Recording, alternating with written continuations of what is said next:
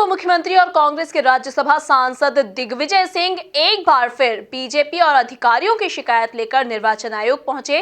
इस दौरान उन्होंने भाजपा के राज्यसभा सांसद ज्योतिरादित्य सिंधिया की एक्टिंग करते हुए उन पर तंज कसा। देखिए इस रिपोर्ट में। मध्य प्रदेश में होने जा रहे उपचुनाव को लेकर निर्वाचन आयोग में शिकायतों का अंबार लग चुका है।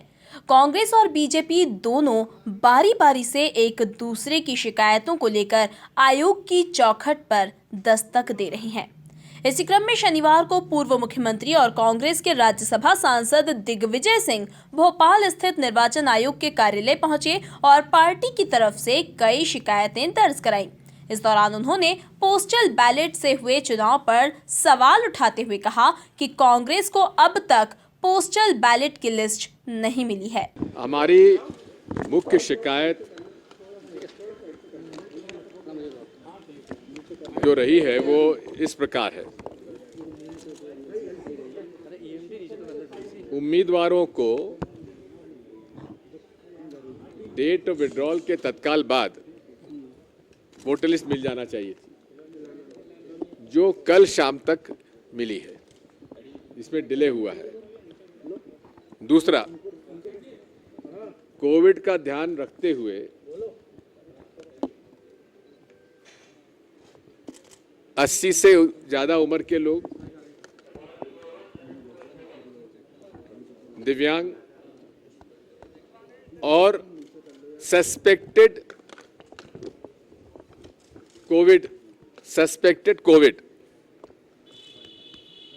से प्रभावित लोग, इनके लिए पोस्टल बैलेट की व्यवस्था की गई और उनके आवेदन लिए गए और आवेदन के आधार पर उनकी सूची तय की गई। अब ये सूची 14 तारीख तक तय हो गई थी, लेकिन आज तक अभी तक कोई भी उम्मीदवारों को, कम से कम कांग्रेस के उम्मीदवारों को तो पोस्टल बैलेट किस किस को इशू हुआ है उसकी जानकारी आज तक नहीं है। और पोस्टल बैलेट डलना शुरू हो गए, अखबारों में छप रहे हैं। यानी कि ये तो जो एक निर्धारित प्रक्रिया है कि कैंडिडेट को जानकारी तो होना चाहिए कि कौन का पोस्टल बैलेट डल रहा है, नहीं डल रहा है। शासकीय कर्मचारियों को छोड़ दीजिए, उसकी एक प्रक्रिया अलग होती है। जो अशासकीय लोग के लिए कोविड की व्यवस्था में जो प्रावधान किया गया है उसकी जानकारी तो कैंडिडेट्स को देनी चाहिए, आज तक नहीं मिली है। जबकि हमारे उम्मीदवारों ने, विशेषकर सांवेर के प्रेमचंद गुड्डू जी ने लगातार सेंट्रल ऑब्जर्वर्स को, स्टेट के उनको सबको दी हुई है, लेकिन अभी तक नहीं मिल पाई है। और आज इस बात को कंफर्म हुआ है और रिटर्निंग ऑफिसर कह रहे हैं कि साहब हमने रूट बता दिया। अरे रूट बताने के बजाय हमको आप उनके नाम और पते तो दे दीजिए। और ये भी है कि सील भी नहीं लगी, ऐसी शिकायत आ रही है। और उन्होंने वोट डलवाया, झोले में डाला और चल पड़े। वहीं पूर्व मुख्यमंत्री ने इमरती देवी के एक बयान का हवाला देते हुए कहा कि बीजेपी अधिकारियों की बदौलत चुनाव जीतना चाहती है। साथ ही उन्होंने पोलिंग स्टेशनों पर केंद्रीय बल की तैनाती की भी मांग की। पूरी भारतीय जनता पार्टी की सरकार ऊपर से नीचे तक लगातार चुनाव, जैसा कि इमरती देवी जी ने कहा था कि हमें तो कलेक्टर जितवा देगो, वही ऐसा लग रहा है कि हमें थानेदार जितवा देगो, एसपी जितवा देगो। जनता इतनी मूर्ख नहीं है। साथ में जिस प्रकार से दिमनी के भाजपा विधायक कह रहे हैं कि हम तो गला काट देंगे, मध्य प्रदेश पुलिस ने उस पर अभी तक एफआईआर दर्ज क्यों नहीं की? क्या कारण है? इसी प्रकार से हमने कल वीडियो दिया है। सुर्की के विधायक महोदय के दफ्तर से 500 रुपए का नोट और पर्चे भेजे जा रहे हैं। 35 करोड़ में से हमने हिसाब दिया था कि इतना 5,500 रुपये एक वोट पे आता है, लेकिन दे जा रहे हैं 500 रुपये। अरे दो तो 5,500 पूरा दो, तो घोटाला है पूरा, उसकी शिकायत भी की है। तो ये मूल रूप से ये भारतीय जनता पार्टी जो है अपनी सरकार को कायम रखने के लिए ये उपयोग कर रही है। अब कई पोलिंग बूथ ऐसे हैं जहां बाहुबली लोग वोट डालने, कमजोर वर्ग के लोगों को वोट नहीं डालने देंगे। उनके सेंसिटिव बूथ्स की हम लोगों ने शिकायत यहाँ दी है और उनसे अनुरोध किया है कि जितने भी सेंसिटिव बूथ हैं वहाँ पर आप सेंट्रल फोर्सेस की पोस्टिंग की जाए। वहीं सीएम शिवराज के किसान पुत्र वाले बयान पर दिग्गी राजन ने तंज कसते हुए कहा कि ये ऐसा किसान पुत्र है जिसने अपने कार्यकाल में किसान का 1 रुपया भी कर्ज माफ नहीं किया।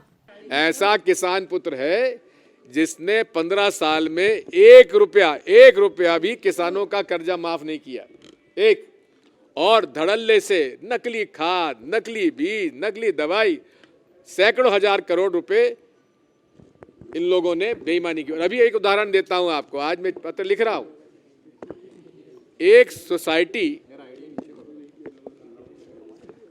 को कुछ भाजपा के नेता खरीदते हैं, सोसाइटी खरीदी और एक हफ्ते में उस सोसाइटी को 100-150 करोड़ के एक फर्जी तरीके से जैविक खाद खरीदने का उनको ऑर्डर मिल जाता है। बायो फर्टिलाइजर जिसमें भारी भ्रष्टाचार होता है। बायो फर्टिलाइजर ऐसा होता है कि उसमें रिजोबियम कल्चर कहते हैं, उसमें राख भी भर दो तो कोई नहीं देखता। और मैंने मेरे कार्यकाल में एग्रीकल्चर मिनिस्टर के नाते भी और बाद में भी उसको खरीदने पर मनाही की हुई थी। और ये बहुत बड़ा रैकेट है, हजारों करोड़ का। उसका मैं अलग से एक पत्र आज लिख रहा हूँ मुख्यमंत्री जी को। साथ में बीज पर भी बहुत बड़ा घोटाला हुआ किसान पुत्र के 15 साल में। मैं जब एग्रीकल्चर मिनिस्टर था तो मैंने सीड एक्ट को और सख्त बनाया था, जिसमें कि breeder seed, foundation seed, certified seed का और उसके लिए सीड सर्टिफिकेशन एजेंसी लगाई थी। ये किसान पुत्र मामा उर्फ मामू ने अपने 15 साल में ट्रुथफुली लेबल्ड, जो कि सर्टिफाइड सीड नहीं है, उसको भी खरीदने के आदेश दे दिए थे, जिसकी वजह से हमारे कुछ लोगों ने, किसानों ने शिकायत की और धार में में बहुत बड़ा इन्होंने पकड़ा है लोगों को, जहां बाजार से खरीदा हुआ बीज ग्रेडिंग कर उसको ट्रुथफुली लेबल सीड के नाम पर हजारों करोड़ रुपए इन लोगों ने कमा लिए।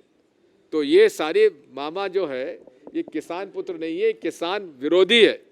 इस दौरान कांग्रेस सांसद ने बीजेपी के राज्यसभा सांसद ज्योतिरादित्य सिंधिया के प्रचार स्टाइल पर एक्टिंग करते हुए तंज भी कसा। महाराज सिंधिया जी कह रहे हैं ना कांग्रेस लड़ रही है ना भाजपा लड़ रही है। बता दें कि वरिष्ठ कांग्रेस नेता दिग्विजय सिंह लगातार चुनाव बैलेट पेपर से कराने की मांग करते रहे हैं। दिग्विजय सिंह ने कहा था कि 2024 संसदीय चुनाव भारत का आखिरी संसद चुनाव हो सकता है अगर हम भारतीय बैलेट पेपर पर वापस जाने के लिए नहीं उठते हैं। तब भी दिग्विजय सिंह के इस बयान पर खूब बवाल हुआ था। भोपाल से सुशील यादव के साथ राकेश शर्मा की रिपोर्ट।